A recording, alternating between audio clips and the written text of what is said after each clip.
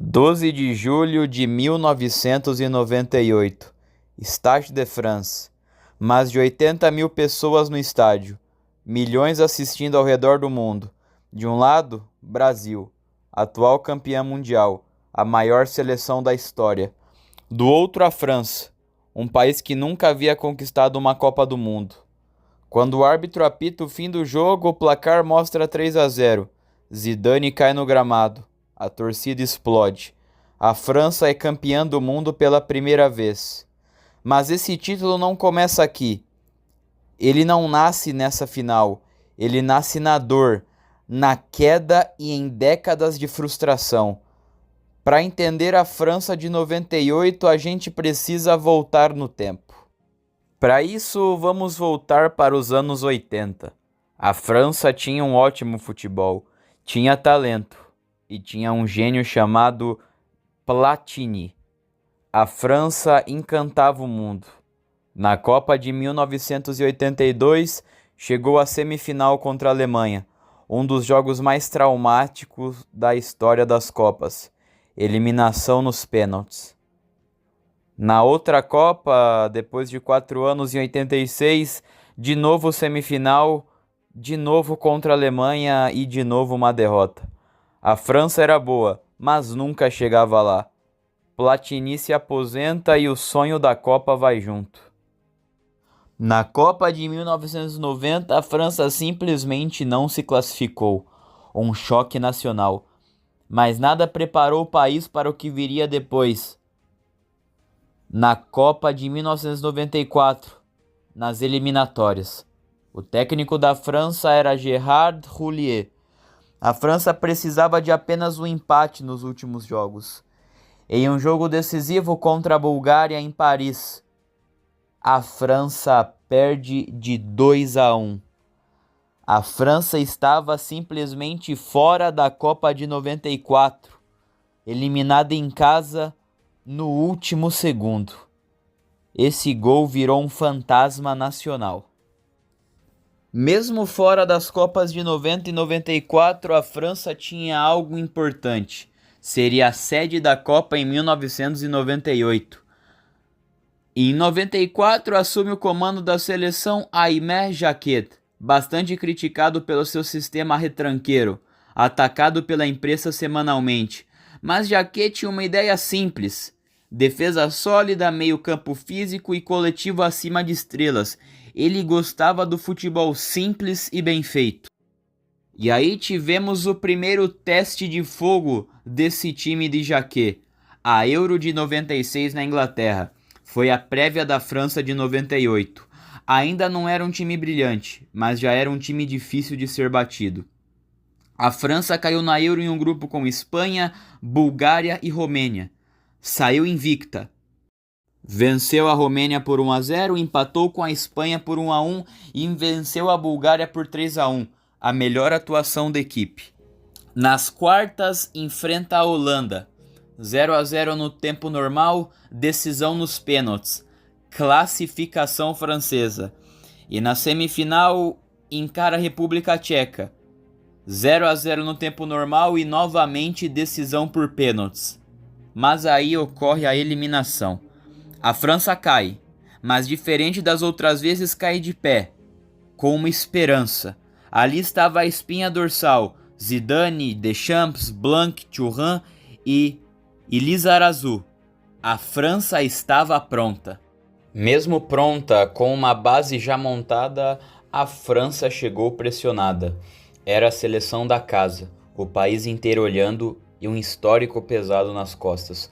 Nunca tinha ganho uma Copa, ficou fora em 90 e 94, eliminado de forma traumática várias vezes. O torcedor francês não sonhava, ele desconfiava. A pergunta não era: será que dá para ser campeão? Era: será que a gente vai fracassar de novo? A imprensa criticava o estilo defensivo francês e a falta de um atacante goleador e o excesso de cautela do técnico, mas Aimé Jacquet não mudou 1 centímetro do plano. A França de 98 não era um espetáculo, era controle. Defesa fortíssima, meio-campo físico inteligente e um ataque funcional. Um time que não se desesperava, não se expunha e jogava com o erro do adversário. E no centro disso tudo estava Zinedine Zidane. Não era artilheiro, era o maestro da equipe francesa. O primeiro jogo da fase de grupos foi contra a África do Sul, estreia em casa e a pressão máxima. Dugarry abriu o placar para a equipe francesa, Petit ampliou e Thierry Henry fechou a conta. 3-0 para a França em sua estreia contra a África do Sul. A França não encantou, mas dominou. O recado era claro: a gente aguenta a pressão. No segundo jogo, com a pressão já um pouco mais aliviada, a França sobrou contra a Arábia Saudita. 4-0 de forma dominante. Circulação rápida da bola e uma defesa impecável.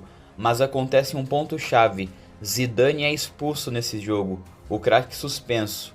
A França responde como time grande, não perde o controle, mantém o ritmo e goleia. Esse jogo mostra algo fundamental: a França não dependia somente de Zinedine Zidane. E aí chega o jogo mais importante da fase de grupos: França e Dinamarca. A Dinamarca tinha um bom time, jogo duro e físico. A França sofreu, mas venceu. 2-1. Esse jogo convence o país. Esse time sabe ganhar jogo difícil. 3 jogos, 3 vitórias, 9 pontos somados. Mas ainda havia desconfiança. Tá ganhando, mas será que aguenta o mata-mata? E aí chegamos no mata-mata. A França lutando contra seus fantasmas. Enfrentou nas oitavas a equipe do Paraguai, talvez o jogo mais simbólico da Copa. Paraguai extremamente fechado, Chilavert, o goleiro paraguaio, em noite absurda. A França começou a sentir o peso. A prorrogação veio e o estádio prendeu a respiração. Gol de ouro de Laurent Blanc. Explosão. A França passa, mas entende: no mata-mata não existe jogo fácil. E nas quartas a França enfrentou a Itália. Esse jogo definiu o caráter francês. Jogo amarrado, poucas chances, ninguém se expondo muito, os adversários se estudando durante o jogo inteiro. 0-0 e decisão nos pênaltis. A França vence, e essa vitória muda tudo. Era uma França mentalmente forte, algo raro no passado recente da equipe. E aí chegamos na semifinal. De um lado, Croácia, estreante em Copas e com uma geração talentosa e sem medo. De outro, a França, anfitriã, jogando em casa e pressionada por um país inteiro. O jogo começa travado. A França tem a posse, mas sente o peso da semifinal. A Croácia espera e ameaça. No início do segundo tempo, o silêncio toma conta do Stade de France.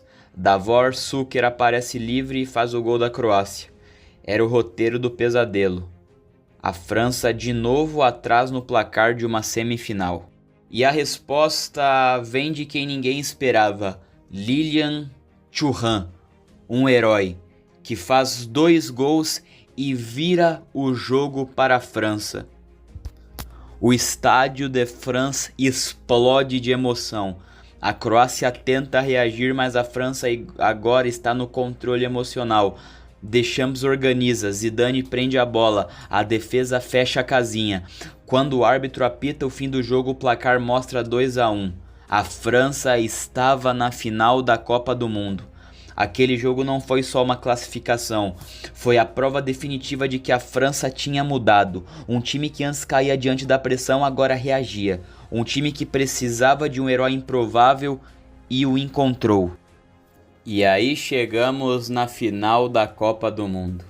12 de julho de 1998, Paris. O mundo inteiro parado diante da televisão. França e Brasil, a seleção da casa contra a atual campeã do mundo. Tudo apontava para um jogaço, mas horas antes da final algo muda tudo. No hotel da seleção brasileira, Ronaldo Fenômeno sofre uma convulsão. Primeiro ele é cortado da final. A escalação oficial sai sem ele. Minutos depois, o nome dele aparece de novo. Confusão, silêncio e mistério. Até hoje ninguém explica direito o que aconteceu.